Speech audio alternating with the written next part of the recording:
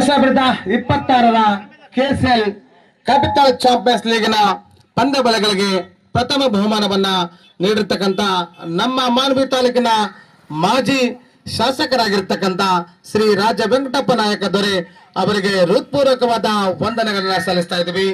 ಕವಿತಾಳದ ಕ್ರೀಡಾಪಟುಗಳು ಹಾಗೂ ಕ್ರೀಡಾಭಿಮಾನಿಗಳು ಹಾಗೂ ಕವಿತಾಳದ ನಾಗರಿಕರು ಸಮಸ್ತ ಎಲ್ಲ ವತಿಯಿಂದಲೂ ಕೂಡ ಅವರಿಗೆ ಹೃತ್ಪೂರ್ವಕವಾದ ಅನಂತ ವಂದನೆಗಳನ್ನ ಸಲ್ಲಿಸ್ತಾ ಇದ್ವಿ. ಈ ಒಂದು ಟೂರ್ನಮೆಂಟ್ ಅಲ್ಲಿ 38 ಹಳ್ಳಿಗಳ ಯುವಕರು ಪಾಲ್ಗೊಂಡಿದ್ದಾರೆ.